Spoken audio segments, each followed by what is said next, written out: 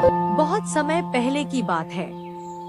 माधवपुर नामक गांव में एक गरीब किसान अपनी बूढ़ी अम्मा के साथ रहा करता था। उसके पास एक छोटी सी जमीन थी जो कि बंजर हो चुकी थी। फिर भी वह दिन रात उस पर मेहनत करता था। मोहन बहुत ही मेहनती और ईमानदार था।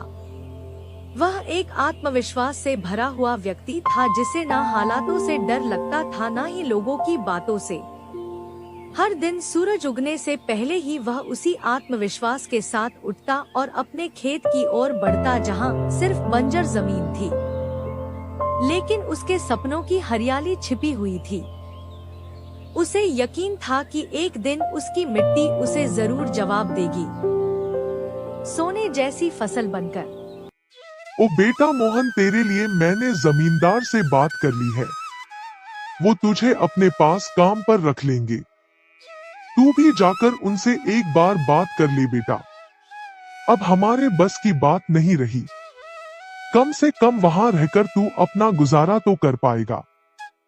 मुझे तेरा बहुत ख्याल है मोहन, इसलिए यह कदम उठाया। जाकर बात कर ले, सब ठीक हो जाएगा।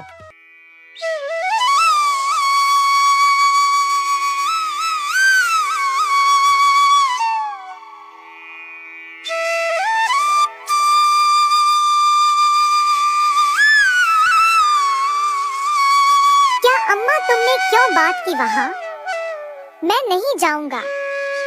हमारा खुद का खेत है तो मैं दूसरों के पास क्यों काम करने जाऊं? मैं गरीब सही मगर खुददार हूँ। मैं अपनी मिट्टी में पला हूँ, उसी में पसीना बहाऊंगा। चाहे जितनी भी मुश्किल हो अम्मा, मैं अपनी ही जमीन पर मेहनत करूंगा।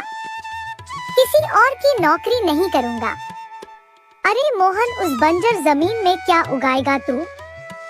वो जमीन अब बिल्कुल बेकार हो गई है बेटा। ना उसमें नमी बची है ना जान। तू अपनी जिंदगी यूं ही जाया कर देगा। उस जमीन को संवारते संवारते मैं जानती हूँ तेरा हौसला बड़ा है, पर बेटा हौसले से पेट नहीं भरता। तू मेरी बात मान ले। वो जमींदार कम से कम तुझे रोज की रोटी तो देगा। अपनी जिद छोड़ दे बेटा। तू थक जाएगा पर वो जमीन कुछ नहीं देगी तुझे। अरे अम्मा, तुम बेकार में ही इतनी परेशान हो रही हो। देखना, एक दिन मैं उसी जमीन से सोना निकालूंगा। यह जमीन ही हमारी सबसे बड़ी ताकत बनेगी। मोहन खेत में काम कर ही रहा था कि तभी वहाँ पर एक आदमी आकर बोला, अरे मोहन भैया, आपको भी मानना पड़ेगा। आप फिर से इस बंजर जमीन पर मेहनत कर रहे हैं। अरे मंगेश भैया, अब क्या करें? जमीन हमसे ज्यादा मेहनत करवा रही है, पर क्या करें? धरती तो माँ समान होती है। जैसा वह चाहे वैसा ही करना पड़ता है। कभी सख्त हो जाती है, कभी चुपचाप सब सह लेती है, कभी बीज को छुपा लेती है तो कभी उसे जीवन दे देती है। हम तो बस उसके बच्चे हैं जो उसके हर रंग को अपनाना जानते हैं। थक तो जाते हैं भैया, पर जब मिट्टी की खुशबू आती है ना तो सारी थकान उतर जाती है। उम्मीद है यह माँ हमें खाली हाथ नहीं लौटाएगी। बस थोड़ा और सब्र, थोड़ा और विश्वास। आप जैसा मूर्ख तो मैंने आज तक नहीं देखा भैया।